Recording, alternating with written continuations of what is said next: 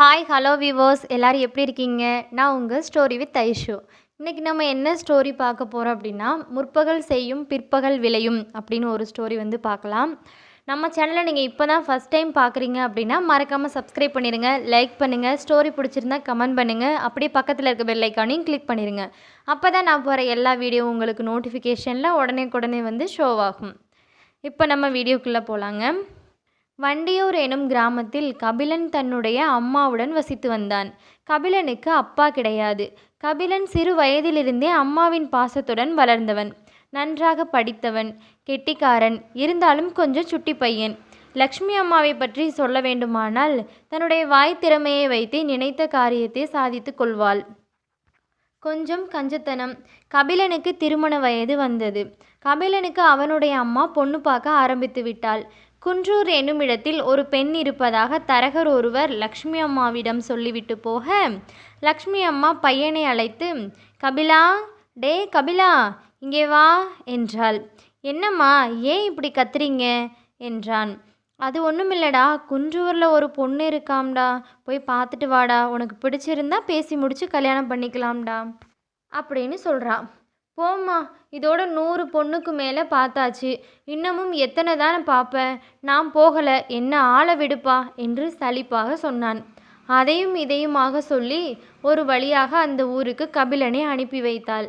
அவன் போக மாட்டேன் என்பதற்கு காரணமும் உண்டு. போகும் இடத்திலெல்லாம் அவன் நினைப்பது போல் பொண்ணு அமைவதில்லை. எனக்கு அது பிடிக்கலை, இது பிடிக்கலை அப்படின்னு சொல்லி ஏதாவது ஒரு குறைய சொல்லிட்டு ஒன்று பொண்ணு வேண்டான்னு சொல்லிடும், இல்லைனா இவன் வேண்டான்னு சொல்லிட்டு வந்துடுவான். இவன் நினைப்பது போல் அமையாததுனால அவனுக்கு சலிப்பு ஏற்பட்டுருச்சு. இது என்னடா இது, கல்லை கண்டா நாயக்கானோ, நாயக்கண்டா கல்லை காணோம் அப்படிங்கிற மாதிரி ஆயிப்போச்சே என்னோடய வாழ்க்கை அப்படின்னு சொல்லி அம்மாவின் வற்புறுத்தலுக்காக சென்று கொண்டிருந்தான் கபிலன். போகும் வழியில் இதுவும் நடக்கப் போவதில்லை, தேவையில்லாமல் போகிறோம் என்று புலம்பிக் கொண்டே ஊரை வந்தடைந்தான். ஊர் பார்ப்பதற்கு கொஞ்சம் பெரிய ஊர் போலதான் தெரிந்தது.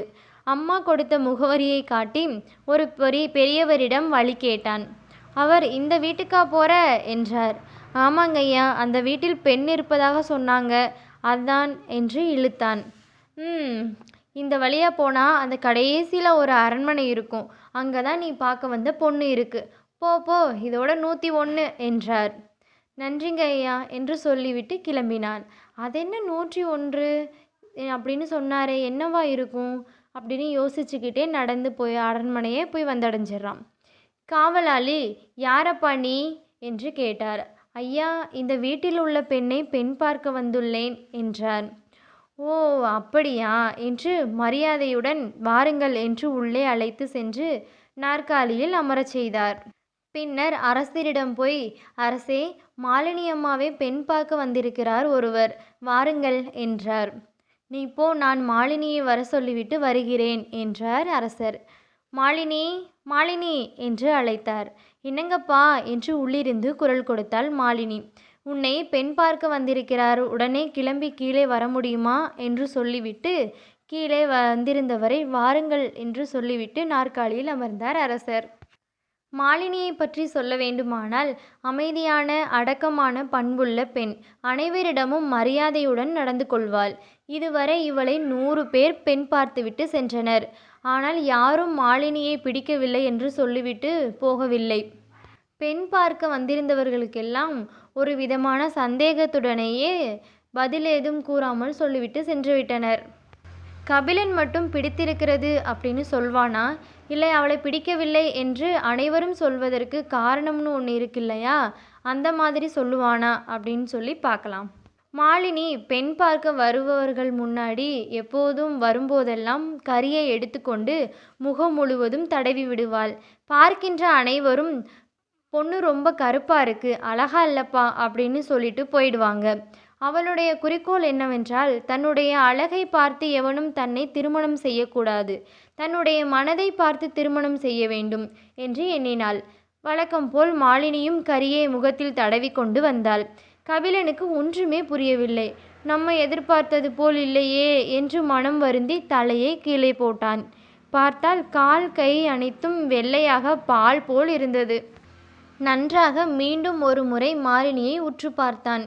முகம் மட்டும் கருப்பாகவும் உடம்பெல்லாம் வெள்ளையாகவும் இருந்தது. இதில் ஏதோ ஒரு சூழ்ச்சி இருக்கிறது, என்ன என்றுதான் பார்ப்போம் என்று ஐயா எனக்கு பெண்ணை பிடிச்சிருக்குன்னு சொல்வானா, இல்லை பிடிக்கலைன்னு சொல்லுவானா, இல்லை பதில் எதுவும் சொல்லாமல் போயிடுவானா அப்படின்னு சொல்லி நம்ம நெக்ஸ்ட்டு பார்ட்டில் வந்து பார்க்கலாங்க. இதோட இந்த ஸ்டோரி முடிஞ்சிருச்சு. அவன் என்ன சொல்லியிருப்பான் அப்படின்னு சொல்லி உங்களால் கணிக்க முடிஞ்சதுன்னா கீழே கமெண்ட் பாக்ஸில் அப்படியே கமெண்ட் பண்ணிடுங்க. நம்ம ஸ்டோரி உங்களுக்கு பிடிச்சிருந்துச்சின்னா மறக்காமல் சப்ஸ்கிரைப் பண்ணிடுங்க, லைக் பண்ணுங்கள், அப்படியே கமெண்ட் பண்ணுங்கள், அப்படியே பக்கத்தில் இருக்க பெல் ஐக்கானையும் கிளிக் பண்ணிடுங்க. அப்போ தான் நான் போகிற எல்லா வீடியோவும் உங்களுக்கு நோட்டிஃபிகேஷனில் உடனே வந்து ஷோ ஆகும். மறக்காமல் அவன் என்ன பதில் சொல்லியிருப்பான்னு கமெண்ட் பாக்ஸில் கமெண்ட் பண்ணிடுங்க.